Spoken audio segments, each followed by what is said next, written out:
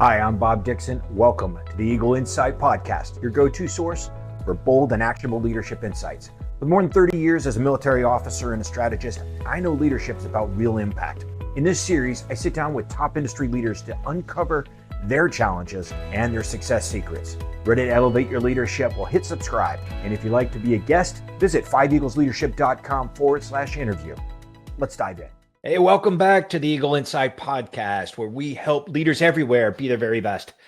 And I am absolutely thrilled to have with me today a good friend, a battle buddy, and an incredible leader, Teresa Schlosser, who retired after almost 3 decades of military service, where she was all over the world, places like the Balkans, the Philippines, Afghanistan, Korea, and Iraq.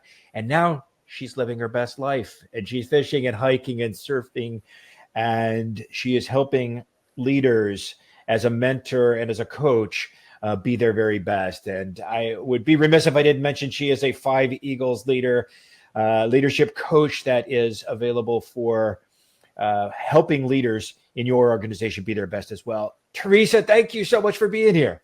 Well, thank you for having me. It's my pleasure. It's been far too long since we've sat down and had a great leadership conversation. So I am thrilled that you decided to come on my podcast so we could talk about one of my favorite subjects, which is how do you help people develop great cultures within their organizations? Yes, and mine too. I love people. People are messy, but they are so much fun to interact with, and it's such an honor to be able to help them be better. That, yeah, people are one of my favorite things, and which is unusual. A lot of people don't want to deal with that messy interpersonal. How do you talk to Doug about his performance? How do you do these things? But you have to. Yeah, and to some extent, it takes courage, right? As a leader, Yes. to be able to, like, I've got to hold somebody accountable, and I'm dreading it. Like, okay, it's okay to have those butterflies, but if you're not willing to hold people accountable, and even to the point of having to let them go, if you're not willing to do that, you probably have no business being a leader. Yes, absolutely. So I discovered throughout my time that there are 2 forms of toxic leadership. There's the one most everybody thinks about, the trash can kicker who yells and is abusive to his people. Clearly toxic. Well, there's also the nice guy toxicity, where the guy is just, he will not hold his subordinates accountable. And so his subordinates are allowed to be cruel to their subordinates. And so that nice guy where he's just, I just can't do it. Well, then you're creating a toxic culture that others are fomenting within your organization. So there's 2 types. And the nice guy one is harder to recognize, but it's terrible. Oh, I agree with that 100%. And it's I'm not an abuser, but I'm a neglector, right? And so I'm not the guy that kicks over the cans, but if I don't hold anybody's, if I don't enforce our values, if I don't protect our culture, if I don't protect our workers, our employees, our teammates, then I'm guilty of neglect, and it's just as damaging as the guy that's going to kick over the cans. Yes, absolutely. That's such a great insight, and I think you and I have worked in the past with some fantastic leaders. We have been very, very fortunate. I think very blessed careers in the military, but it hasn't always been beer and Skittles. There are times when you're faced with working for or around people who just don't have the same values and are in it for themselves, and they are toxic, and they don't have these great cultures. So how do you advise people that you mentor, like how do you deal with a toxic leader that you're working for? There's a couple different ways to deal with a toxic leader. And it depends on, are you working with him, for him? Because those are different dynamics. When you're working for a toxic leader, my best advice is do your best job, keep your head down, and protect your people from that. Yeah. And on occasion, you might have to go into a private space because confronting a toxic leader in public is just a bad idea. Now, you can stand up for your people in a public forum and say, sir, I don't think that we're on the right path. Can we redirect? But sometimes you have to approach that toxic leader in a private setting and say, I disagree with what you're doing. And there's a risk to that. Absolutely. But it's important that you do that and that your people know that you're doing that. Because if if they see that you're willing to stand in between the toxic senior and them, even if you're not successful in fixing the toxic leader, because you're probably not going to be, your people know that you're standing strong for them. And that's critical to that trust and loyalty that you need in a good culture. So you can have a good subculture, even if the toxic leadership above is not creating a good overall culture. I think you're spot on there, and I never advise people to take a shot at the toxic leader that they work for, and it's not because it's not the right thing to do, and I don't advise that out of cowardice. I just advise it because it's typically not very effective, and it can be very damaging to you as a leader if you go after a toxic leader and you miss. Now you're going to face repercussions. And oh, by the way, now you're disloyal and you're labeled as such, and you're a troublemaker. So if you swing and miss at the toxic leader, you're in trouble. But just as importantly is if you swing at that toxic leader and you report them through whatever organizational help that you have through HR or through in the military, the inspector general or one of the many programs for that. If you swing and you win, you're still going to be in trouble. You're still going to have some big challenges because the other leaders at that level are looking at it and going, Bob turned on his own boss. He turned in his own boss. He wasn't loyal. He didn't help his boss run the organization. And in fact, he threw them under the bus. Now Bob doesn't, nobody wants to invite Bob into their organization because, he's a whistleblower. He's a troublemaker. And so my reputation is now tarnished. So it's a tough thing.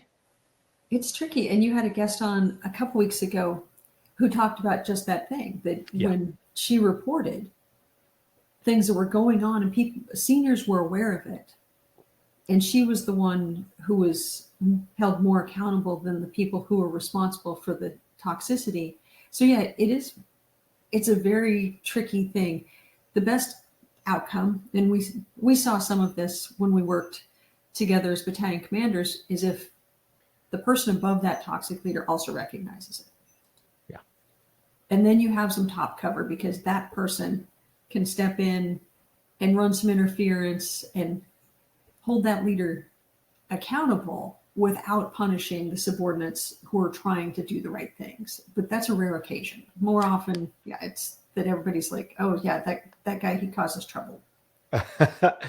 Yeah, it is a tough thing. And look, if you're in a tough situation out there, I think there's three options for you, right? You can fix it, right? You can leave it, or you can learn to live with it. And in the case when you brought up we were battalion commanders together, and for those of you that may not understand the military structure, battalion command is a huge honor, and it's usually typically around your 20th year of service or thereabouts, and you get to be in charge of, if selected, you get to be in charge of a major formation.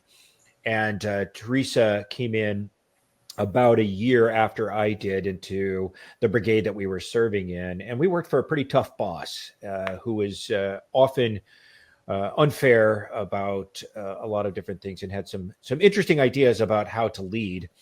And we were fortunate because we had a culture underneath that brigade level of teamwork amongst the battalion commanders. Now, because this is a gateway job to higher ranks, a lot of units, the battalion commanders are at each other's throats. They are highly competitive people that will compete with their peers to the detriment of the mission because they're so focused on themselves. But we were so lucky because we had a mutual battle buddy named Jake Denny that was a tremendous leader. And he and I showed up at the same time and said, hey, how about we just work together? And then when Teresa and Trevor, our other friend that was a commander with us, joined us, the four of us had a little club called the Four Worst Commanders because we must have been the worst to be getting yelled at like that all the time. That we decided that we were going to make the organization successful in spite of its leader. And to me, when I look at the options of dealing with a toxic leader, we couldn't fix it. We couldn't really leave it without trashing our careers. So we learned to live with it. And our coping mechanism was to bond together as a team and to create our own culture that protected our troops and protected the mission. And protected each other. Oh, yeah.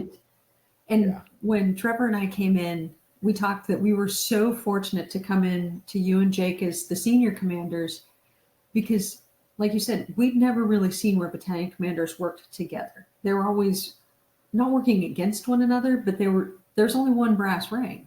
And so everyone's striving for it. So I'd never seen the friendship relationship. And having that, we were able to work together and then present the brigade commander with solutions that we all agreed on. So it was tough for him to go against them if he couldn't pit us against one another. So yeah, we protected our troops and each other. It was great. It was such a great learning experience for me. Well, I think as an example for people thinking about culture, is we were really deliberate about the culture of that little team. Like we had rules, we had values. We didn't put them up on a website and say these are the values of the four worst commanders club, but we had regular meetings where we would get together, usually over a beverage at the club on Friday afternoons, and there were rules like you had to be there unless you were out of town or you were dead. Like those were the rules, and for the most part, we were, and so that became a big value, was showing up for each other. Yes. And when it happened because we had great people that were on our little team, but it started to grow beyond that. There were people from other units that wanted to be part of that culture of camaraderie.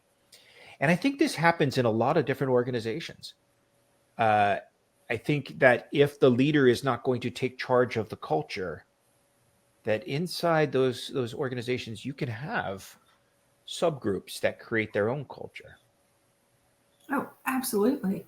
And so we had our culture at the battalion commander level. And like you said, others wanted to be part of it. And, at times we'd have, 8 people gather around our table for 4. Yeah. But our subordinates saw it. Yeah. And saw that not only was it okay for them to work together, but we expected them to work together. Right. The same way that we were. So my company commanders didn't fight amongst themselves because similar to our battalions, they were so different. Like, you guys can't compete directly against each other. You're too different. And if you do that, it's not going to make me happy. I expect you to work together. I expect you to work behind my back and bring me solutions.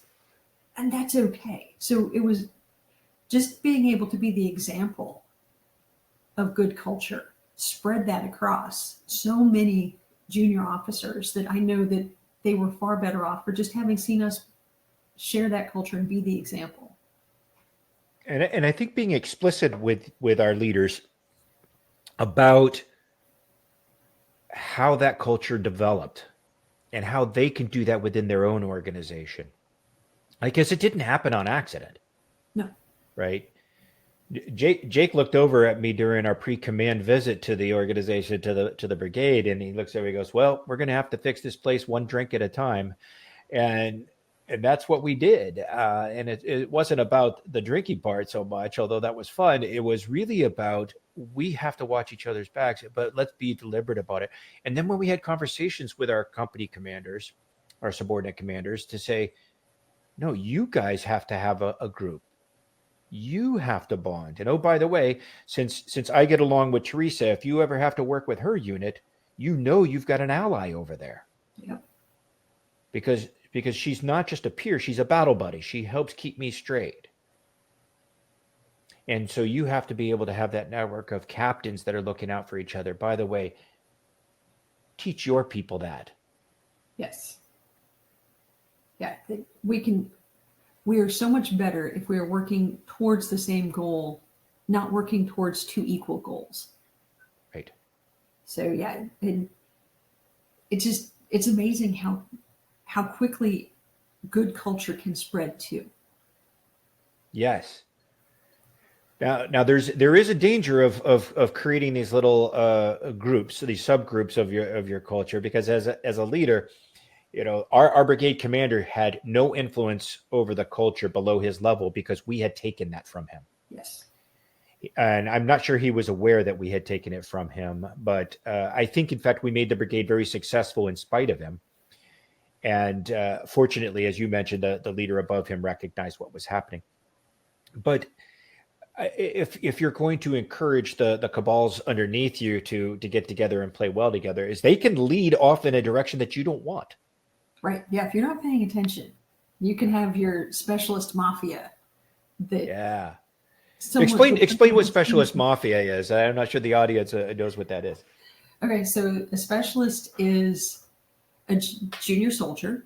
Well, he's kind of a mid-level soldier. So he's senior for all of these soldiers. He's probably going to be about 21, 22 years old. So he's been in the Army for a couple of years. He knows his business, but he doesn't really have any authority. That belongs to the non-commissioned officers and the officers. So the specialist is at the top of the enlisted ranks. Well, you have some natural leaders amongst your specialists who will take that culture and run with it because they're the guy who's still enlisted, so they're still amongst the other soldiers and they're trusted. And so these specialists, the E4s, can create these subcultures that we call the E4 Mafia, that if the Mafia is on your side, they can do great things. Your tools don't go missing. Everyone shows up for formation.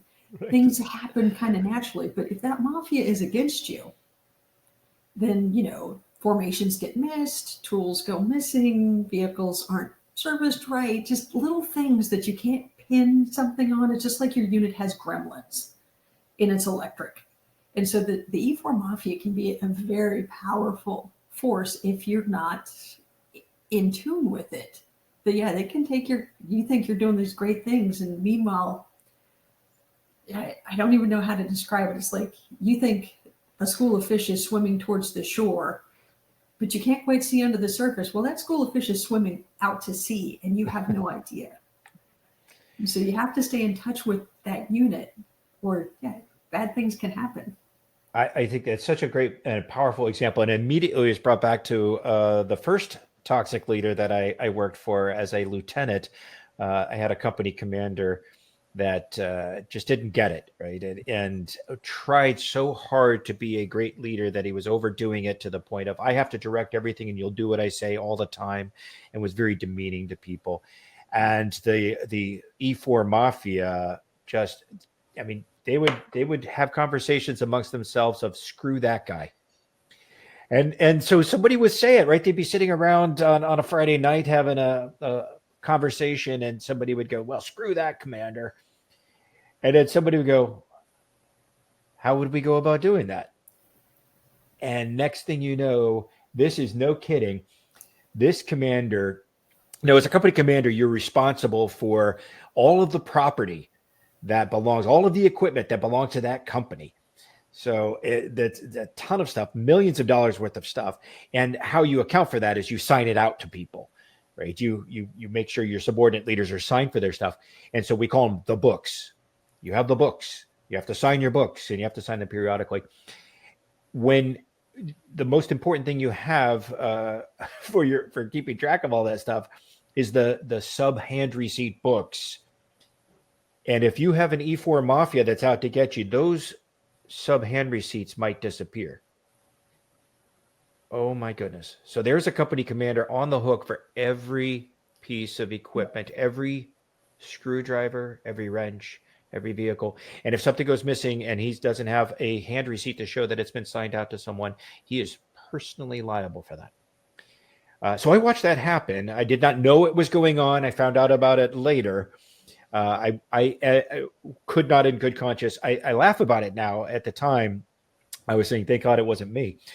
But that's the price, I think, of the subcultures. If you're not going to keep them in your culture as a leader. Yeah. So I think it's really, really dangerous. So as you see, when you start to see those subcultures start to develop, what do you do about that? I think there's a couple different ways to go about it, but you can try to address it directly, pull everybody together and say, I've seen this trend. And so, or you can, try to be more subtle. One instance I had where I absolutely had to be direct was I had the Sapper Leader course, which is the engineer's elite leadership course similar to the infantry. Okay, when you say you had the Sapper Leader course, let me just step in for the audience here that may not know what that is. It's like Ranger School for engineers, just like add explosives. It's a really rigorous elite school for combat engineers. And Teresa didn't just have it; she commanded the organization responsible for manning it, equipping it, running it, and making sure that a generation of sappers were the best trained combat engineers in the world. So just casually saying I had the sapper school is a bit of an understatement. So please continue. Okay. Well, thank you for that explanation, Bob. So the sappers, yes. So, and the best non-commissioned officers are chosen to run that course. But unfortunately, and what we had was we ended up with a gatekeeping culture where they wanted to make sure that the sappers who made it through were absolutely the best of the best and they met beyond the standards and they would put up with anything. So I discovered, because again, you have to keep your fingers on things and you have to listen to the subtle signs. So I figured out that I had some hazing going on in the Sapper Leader course. Oh no. That was not good. I mean, they're out there in 20-degree weather and the soldiers are doing physical fitness training and being hosed down at the same time to make sure that they didn't overheat. I mean, some of it was just schoolyard antics, but some of it could be dangerous. So my command sergeant major and I, my non-commissioned officer battle buddy, we brought all the sapper instructors together and we had a very frank conversation about what was not acceptable. That hazing was not acceptable and that, I would not stand for it. And if they wanted to test me, we could just start ending careers if they wanted to continue to abuse their sapper students. And I got a little bit of grumbling. We don't do that. You can't, you can't prove it. I don't need to prove it. I will just start coming to your training all the time. That we'll have witnesses at your training. And fortunately, I had brought in, a new officer who was also not on board with hazing.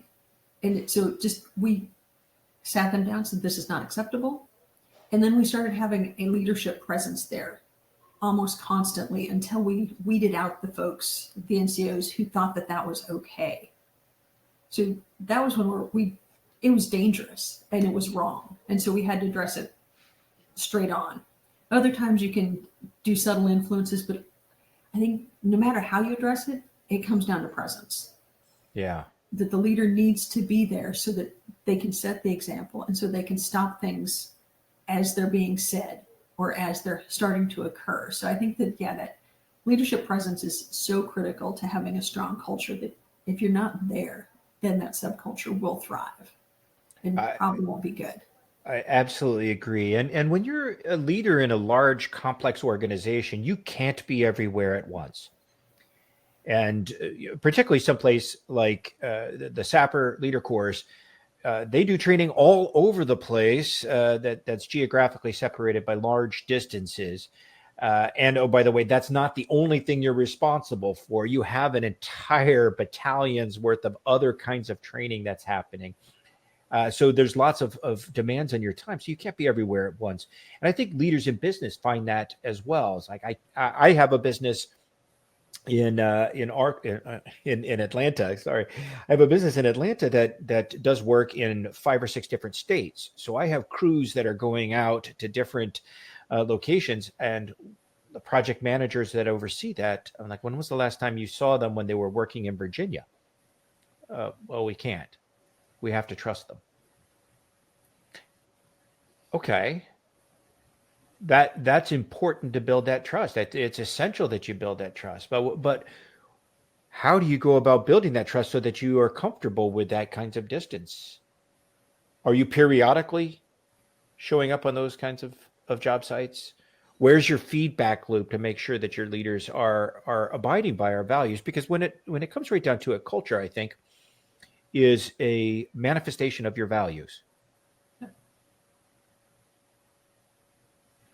Absolutely is. And one of the things is that as you're taking on leadership, whether it's military, business,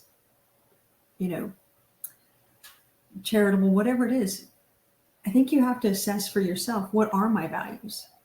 What are the things that are important to me? What are the things that are, those red lines that if someone crosses this, it's not tolerable. And so you have to have that for yourself to figure out, who am I and what things do I expect? And then you have to tell your subordinates. Oh, say it what you again. expect. To say it again, you have to tell them. Yes, because if you're playing guess my secret about your values and your culture, it's not going to work. So you have to tell them who you are and what you expect, and then follow through. And you have to live your example, that you have to expect that you are always being seen by someone. You may not know that. That my organization, the Engineer Research Development Center, had 2,500 civilians, about 30 military, spread across 4 geographic regions for the most part. I could not know all 2,500 people who worked in my organization. Guess what? They all knew me. Right. And if I was in the grocery store with, a ratty ponytail on Saturday and I did something inappropriate, someone would have seen that. If I was mean to a cashier, which I never would be, but if I did something like that and they'd be like, oh, well, she says that we should be respectful and dignified with everybody we talk to, and then I saw her do that. You have to live those values. And if those aren't your values, then, tell your people that too. Hey, I expect you to be upfront and rude to everybody you meet. Okay. But you have to be true to those values, or your people will see that disconnect. Absolutely. And I don't know that anybody's going to come out and say that they're all about being rude to people or belittling other people, but they will admit under pressure that profit is more important than trust. Profit is more important than integrity. Profit is more important than teamwork.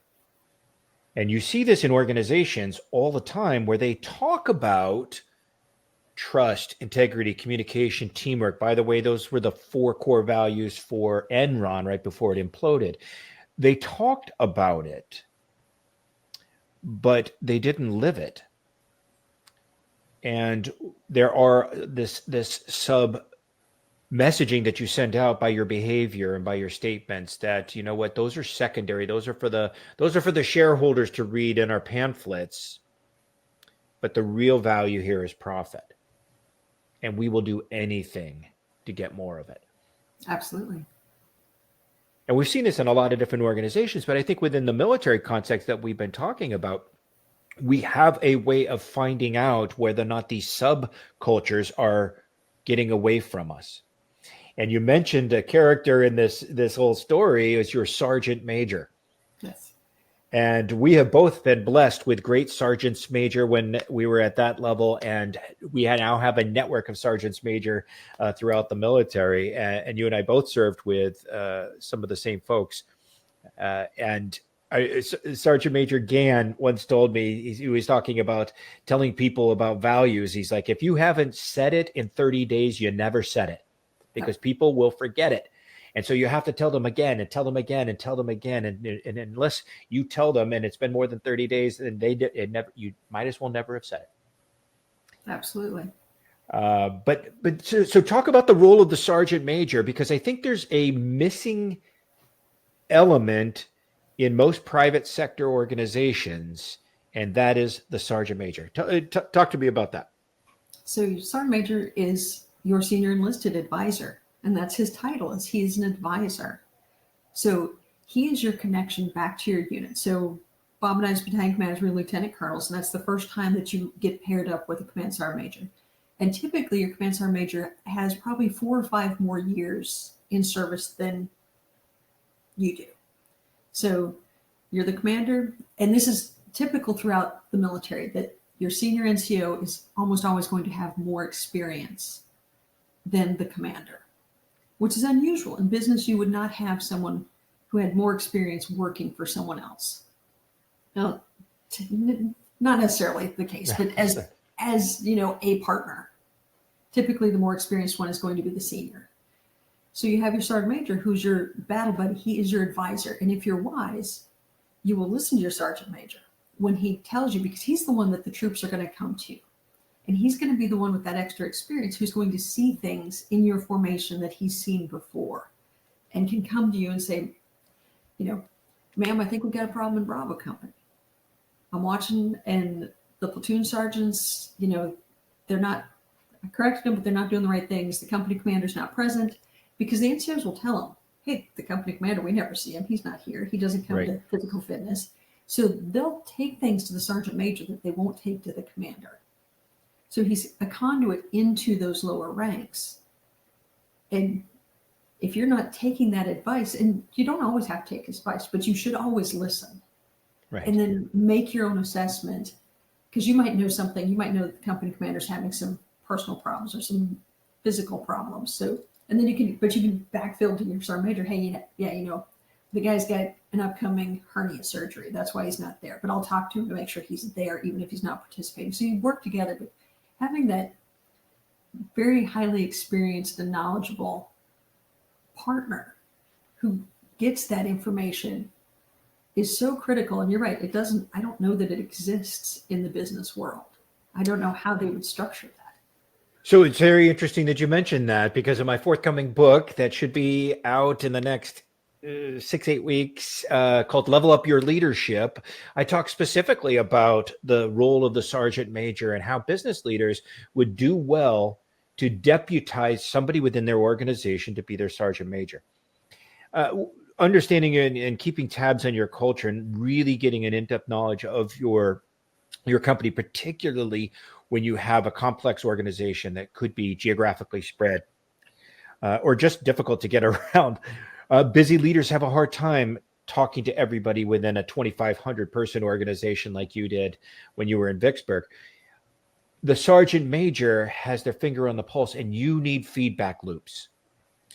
If you don't have feedback loops, you are going to believe all of the reports you get. And your well-meaning subordinate leaders who are telling you everything is fine may not understand that while the numbers look fine, we have been just burning out our workforce to get to those numbers. They're not going to tell you that necessarily. And so having an informal feedback loop, they're going to say, hey, numbers look great, but it's not sustainable because we were paying a ton of overtime, or we're just beating the crap out of these people. And they're putting up with it for now, but we're about to lose a bunch of our workforce because of the way we're treating them. You don't get that if you're just reading the reports. Right. It's that human contact feedback loop that I think the sergeant major is so valuable for. And the ability to bring you bad news. Oh, yeah. Because your subordinates don't want to bring you bad news. They want to always bring you good news, because that's the way that we're brought up in this society, is that the guy who brings you good news benefits. The guy who brings you bad news, well, you know, no one wants bad news. Right. But we need bad news. We need to know about bad news as quickly as possible. Right. So we can fix it. So yeah, the sergeant major has full permission. He's usually bringing you bad news. It's often the time. I think the other role that the sergeant major plays that is really important for leaders is they will call you on your bullshit. Yes. Now, if they're a good sergeant major, they're not going to do it in public, right? No, they're going to, but when you're screwing up, or when you have a say-do gap, you say something, but you do something else, they should be calling you on that. And so having this, we call it in the business world, you can call them a trusted advisor. But you know, those of us that have served understand that value. It's deeper than trusted advisor. They're really completely dedicated to the success of the organization. And if you build the right bond and trust with your sergeant major, they're dedicated to your success as well. But I want them to put my troops first. And so I will fight with my sergeant major when I want to. Hey, we can push an extra mile today. We can ruck a little bit further today. And he's like, boss, I need you to listen to me. And we'll fight about that, but I know his heart is always in the right place, taking care of troops. Yes. And business leaders rarely have somebody doing that. And I think it's a problem. I think it's a miss. I think that if we care about our mission, then we need troops, and if we care about our those troops, then we need feedback on how they're operating and how maybe they're forming their own subculture and moving away from you. Yeah, absolutely. Hey, it's Bob Dixon here with a quick invite for you.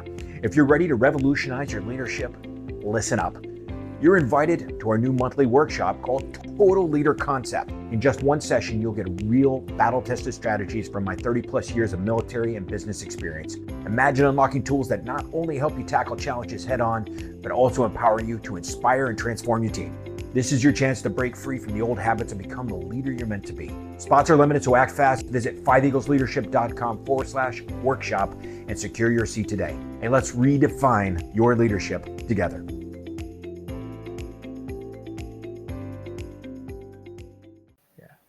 So you have a very different leadership style than I do. You are one of the kindest and nicest people that I've ever known.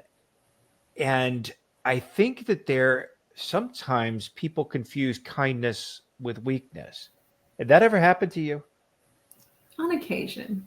I can fix it though. I do have, I won't use I'm certified in straightforward communication too. And so I've been called out for being nurturing. And I'm like, how is that a bad thing? Right. That means I want the best for my soldiers, my subordinates. But there are times where I have absolutely been pushed, where, they think, well, just, the colonel's always smiling. She's nice. She wouldn't do anything bad. But no, I will absolutely be direct if I need to be. Usually I try to do it behind closed doors, but there have been times where I've had to be very direct publicly to make sure that, I'm sorry, today's your day to be the example, that you don't get to, push past that boundary. And one of my captains told me, he said, you get really quiet when you're mad. He said, it's kind of scary.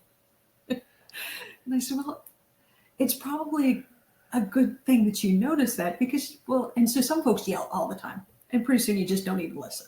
Right. But if you get quieter, you force everybody to listen because they have to kind of lean in and it's something different.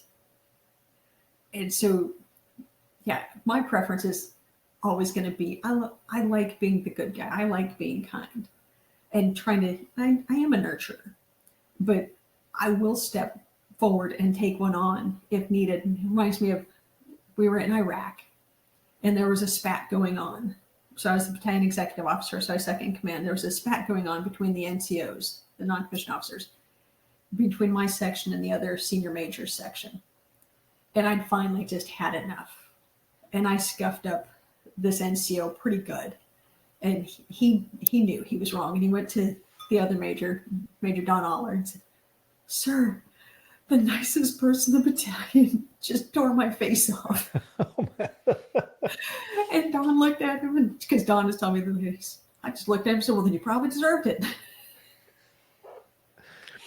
I have observed you making a correction in the most pleasant way and watching a soldier, a leader, internalize that dressing down that you did with a smile on your face. And the look on their face was so crestfallen. It was one of those moments where, like, I can't believe I let Colonel Schlosser down. Yeah. And you didn't say anything like, well, you're dumb or you're underperforming, or you asked them a really simple question that broke their heart. And you asked them, is that what right looks like? is that the best we can do? And you might as well have taken a baseball bat and hit him across the knees for that, because the effect of that kind of leadership was so powerful in that moment for that soldier. And it seems to me that there is a really valuable lesson in that approach, that we can disagree with people without being disagreeable. Yeah. And you never need to be cruel to someone.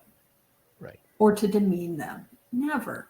That's, when I scuffed up Sergeant Smith, in no way, shape, or form did I ever demean him. But I was very direct in my disappointment and my, refusal to accept that kind of behavior in the future. And one of the worst dressing downs I ever got, and it was,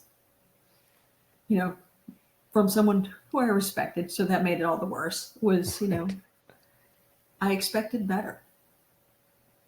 Yeah. Like you said, it was like a bat. It was like, oh God. Yeah. And so, you can correct people without ever being cruel. And you never should be, because that's what breaks trust. Yes. And it also drops you down as a leader, because then you've lowered yourself. And now you've given that person you're trying to correct, you've given them a leg up where they can say, well, she was mean to me. She was cruel. I didn't deserve that. Right. And it gives them a way to stay wrong, where when I'm just like, is that what right looks like? That soldier had to say, oh God, it's not. Right. And I can't fight that question by turning it around and saying that the colonel was mean.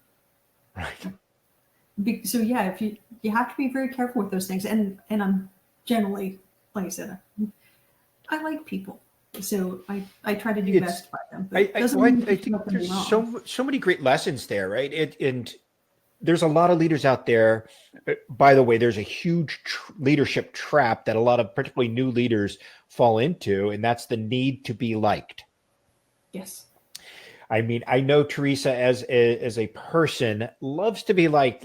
It's great. But as a leader, you're the enforcer of standards.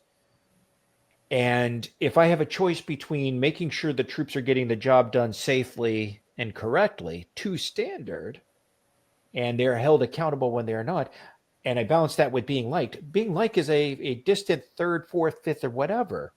Yes. And leaders fall into that trap. They think of themselves first as a kind person and a leader second. And when you have that job, you're a leader first, and you can do it while being kind.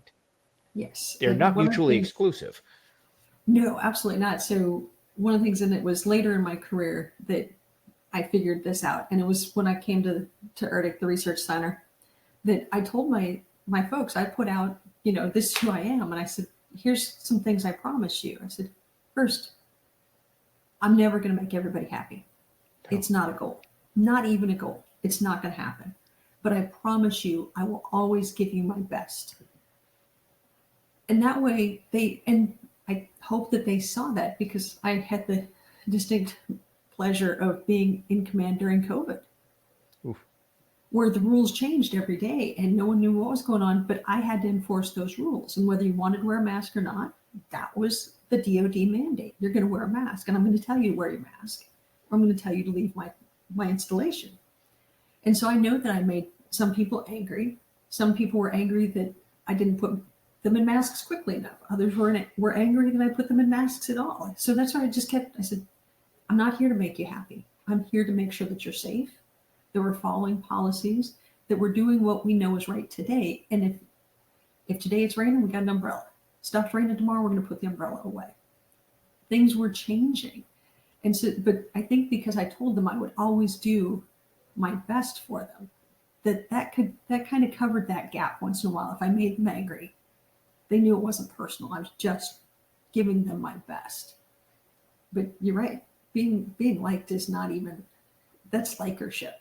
And it's likership. Great term. Yeah, it's a recipe for disaster. It's a recipe for that nice guy toxicity. And yes, the nice guy toxicity. And there's a term that I use, malignant empathy. Right. Yes. I'm so empathetic that I care about your feelings more than your job performance. And oh, by the way, at some point, your job performance is going to get you fired. But at least you like me. So then I'm going to feel bad when I have to let you go because you can't do your job. No, But you never told him to do his job?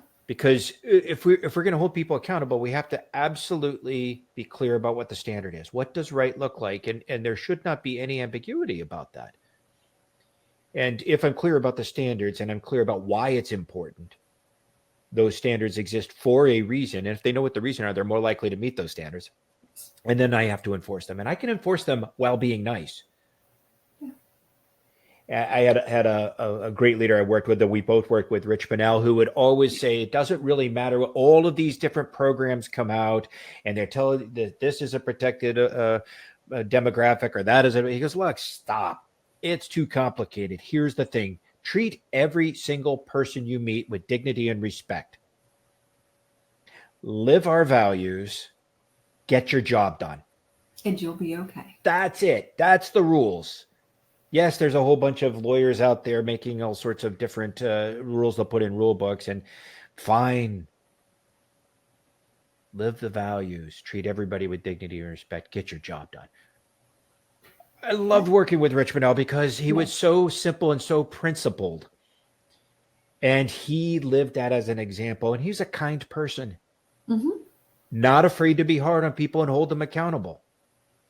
And that's exactly the way I think of you, Teresa, as a very, very kind person who's not afraid to hold people accountable. And you mentioned, this is really important, I think, that if you are not willing to hold somebody accountable, it diminishes you as a leader. Because everybody else knows when somebody else isn't pulling their weight or meeting a standard. Yes. And if you're not correcting it, that reflects on you as a leader. Means that you accept that from certain people. Yeah. And whether it's not, whether it's because you don't have the competence to hold them accountable, or you don't understand the standards, or you lack the courage to hold somebody accountable, it is going to diminish your leadership capabilities. Other people don't want to follow you if you aren't willing to uphold standards.